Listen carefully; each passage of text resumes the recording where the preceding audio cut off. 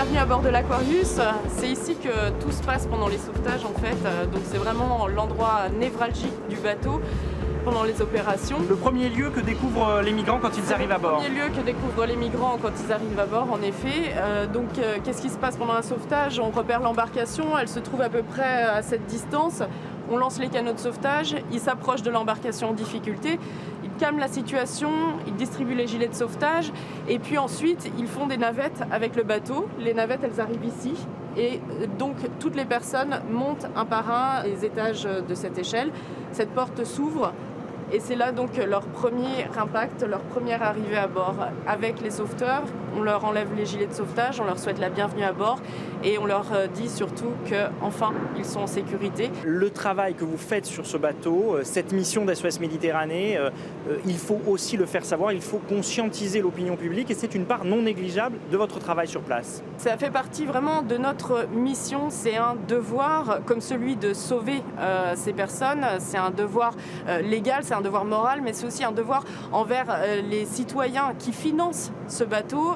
C'est un bateau qui est financé à 90% par des dons privés et donc c'est un devoir aussi de leur raconter qu'est-ce qui se passe aux frontières de l'Europe en pleine Méditerranée et c'est aussi pour ça que les personnes financent ce projet, c'est pour savoir, pour qu'il y ait des yeux citoyens en Méditerranée. Et puis pour sensibiliser l'opinion publique qui parfois peut être un peu rétive et à votre action et à l'arrivée des migrants sur le sol européen, on sait bien, il y a eu des élections récemment en Italie, on sait bien que c'est pas simple d'expliquer ce qui se passe et quelle est votre mission vraiment. Et c'est là que c'est toute l'importance des images, l'importance du témoignage. Je vous assure qu'ici, quand on se trouve à cet endroit qu'on appelle le boat landing, quand il y a les personnes qui arrivent, c'est impossible de rester indifférent. On voit des enfants qui arrivent en pleurant, des regards complètement perdus, des femmes qui ne savent pas où elles sont et qui se jettent dans nos bras, qui se sentent enfin en sécurité. Et là, vraiment, même pour les sauveteurs les plus aguerris, même pour les journalistes les plus aguerris, c'est toujours une scène très très poignante, très très forte et parfois il est difficile de retenir des larmes quand on accueille ces personnes à bord et qu'on leur dit bienvenue à bord et qu'ils nous disent merci. Alors en matière de communication, je voulais justement te montrer cette petite vidéo qui va certainement te rappeler quelque chose.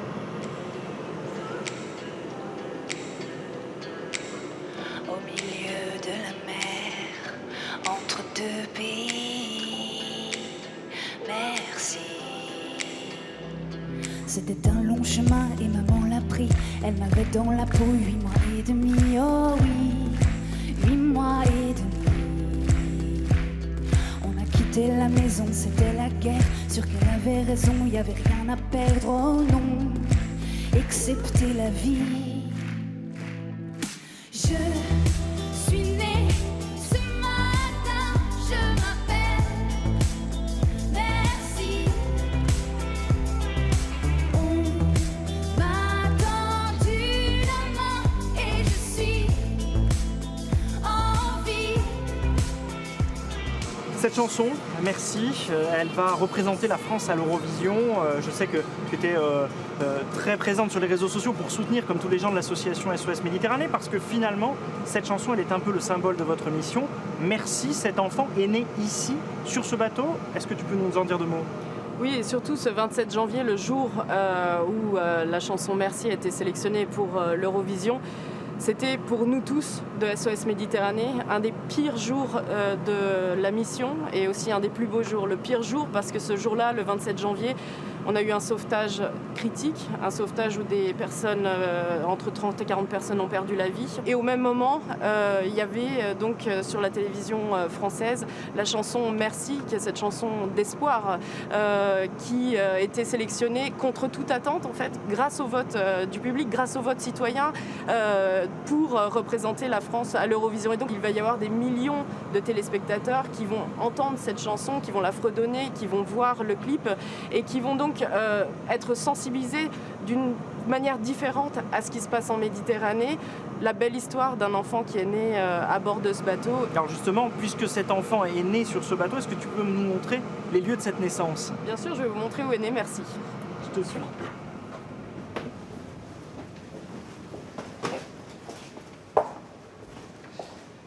Alors où est-on ici, Mathilde ? Alors ici, on est dans le shelter Donc l'abri, c'est vraiment le cœur de ce bateau ambulance de l'Aquarius, parce que c'est là que donc, les femmes et les enfants sont accueillis dès leur arrivée, et c'est enfin un lieu sûr, un lieu où ils sont en sécurité.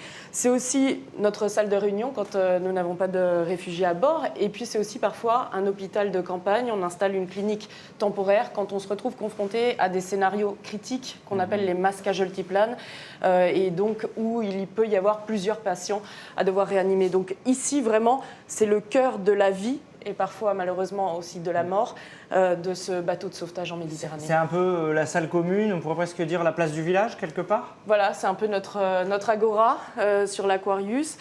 Et c'est vraiment aussi là qu'est passée Taiwo, la maman de Mercy, au moment où elle est arrivée sur le bateau. Elle est d'abord arrivée dans cette pièce. Et c'est là qu'elle a été diagnostiquée. Elle était enceinte de 8 mois et demi. Et c'est là qu'elle a eu les premières contractions. Et ensuite, je vais vous montrer la pièce dans laquelle elle a donné naissance à Mercy. Je te suis. Alors c'est ici que le 21 mars 2017 est donc né Mercy. Voilà, le bateau, l'Aquarius, entrait à Catane avec un nombre record de réfugiés à bord. Il y avait plus de 900 personnes. Et c'est là que, quand le bateau entrait dans le port, Mercy a poussé son premier cri.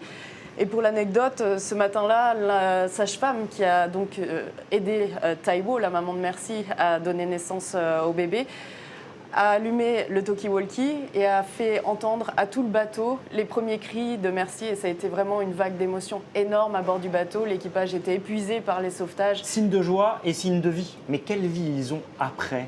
Parfois, on réussit à garder contact avec certains, mais la plupart poursuivent leur chemin. Certains poursuivent leur chemin dans d'autres pays d'Europe, d'autres s'installent en Sicile.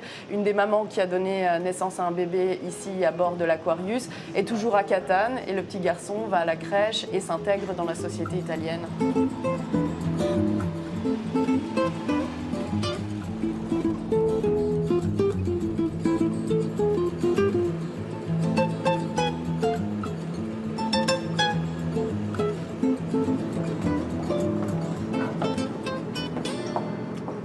Voilà, merci beaucoup pour cette rencontre et cette visite ici sur ce bateau, Mathilde. On va regagner la Bourgogne-Franche-Comté et tes montagnes du Jura qu'on embrassera évidemment pour toi. Et on vous souhaite bon courage pour la suite. Merci encore. À bientôt. À bientôt.